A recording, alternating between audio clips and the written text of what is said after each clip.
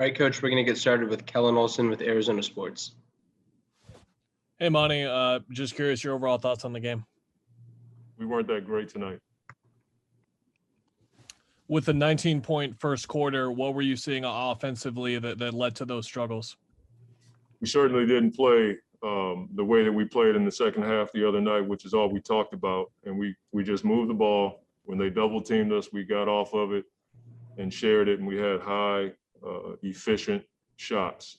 Tonight, they got into us. We didn't have great spacing.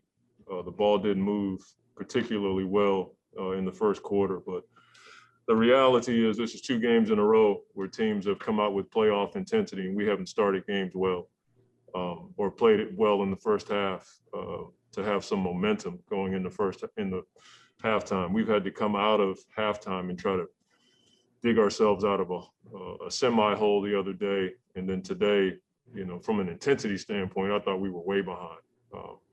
You look at the stats, it looks like, in the second half, we played a lot better, but we just got to get off to better starts. And we have to understand that teams are sending a message. This time of the year, we play playoff teams. We played a team that we might see in the first round. And I felt like they were sending us a message tonight. And I think our guys heard it loud and clear.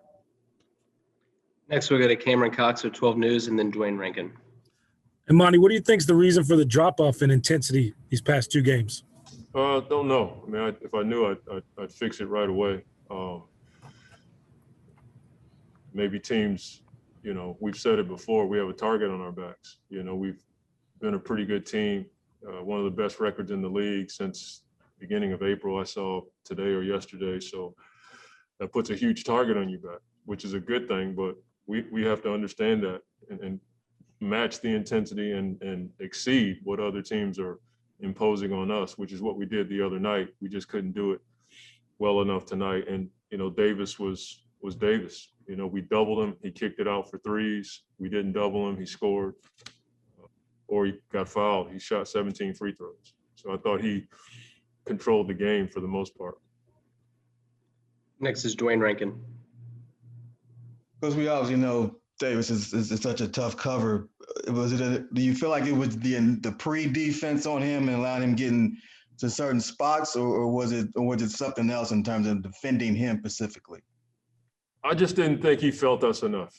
That I thought there were times where he was just looking to the other side as opposed to having a hand in his face, even with the guy on him. I just thought he was really comfortable tonight.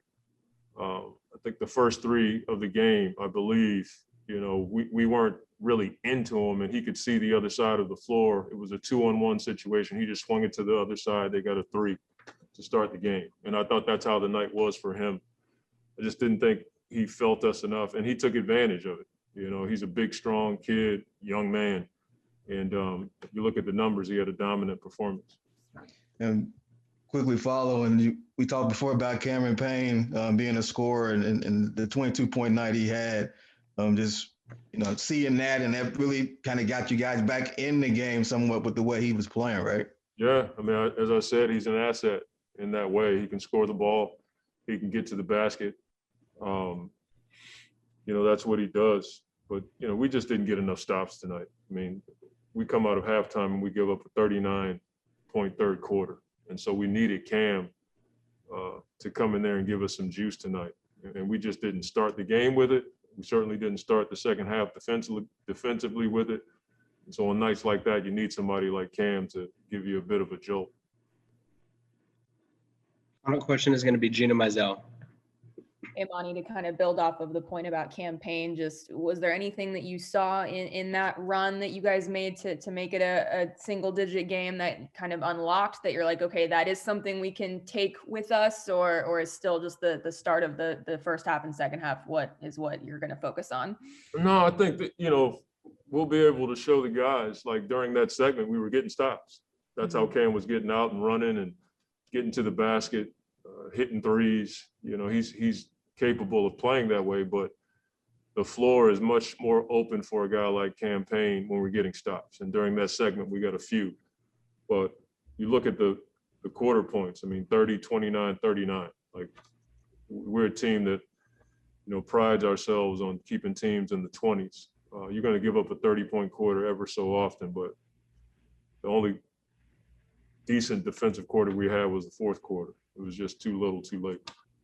Just wanted to get your thoughts on the game. Coach was talking about how he thought that the intensity wasn't there to start, and obviously that you guys fell in a big hole. How would you assess the game? Yeah, I think we started off slow, and that's something you can't do. We let them get comfortable. We start letting the refs get to us. I think if we come out with the punch first mentality, that we can take that away. And just to follow up on that, and you guys have talked all season long about focusing on yourself and learning from games and then moving forward.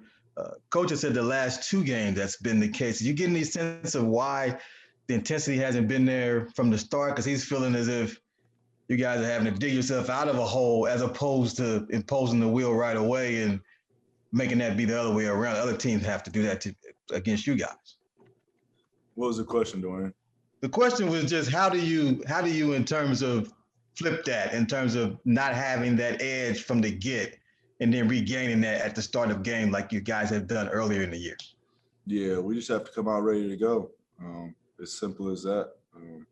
So whatever you have to do to motivate yourself, if you have to, talk shit to yourself, talk shit to the other team, whatever it is, we just have to do it. There's no scheme and effort. Next is Kellen Olsen. Hey, Book. Monty said that this was the type of game where the Lakers looked at you guys as a potential playoff matchup and sent you guys a message you received loud and clear. Do you agree with that sentiment? Yeah. In terms of the offensive struggles, you guys didn't attempt that many threes on top of you and Chris not being able to get going until late. What were the Lakers doing specifically that gave you guys problems? I think they switched up a bunch of defenses, blitzed us most of the time from multiple places, from corner man, from the big, every pick and roll, sometimes just run and jump. So, just do a bunch of junk defense at us that, we could sit down and figure out. All right, Cameron, we're going to get started with Dwayne Rankin with the Arizona Republic. Cameron, you're obviously one of the guys that had it going tonight. What was working for you in terms of your play? Man, pushing the pace, getting it off them rebounds, pushing the pace, playing in transition. I feel like just trying to get downhill. And, honestly, man, it came from just trying to create. And then, like I said, getting stops and pushing it on misses. Quick follow. Just curious in terms, what were you seeing? Obviously, you coming in off the bench. What were you seeing in the early part of the game that was showing signs of, we're not there tonight like we need to be? We kind of got distracted with the refs, and sometimes it hurt us. We didn't really start the game off with sense of urgency, and the Lakers were comfortable, man, the rest of the game.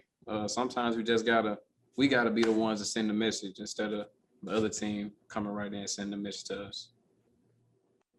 Next is Gina Mizell with Suns.com. Hey, Cam. So with that said, when you came in the third quarter, was that sort of your mindset? Like, okay, I know you're always trying to give the team energy, but did it feel even more so tonight? Like, okay, I got to give us some juice here in this run that I'm getting.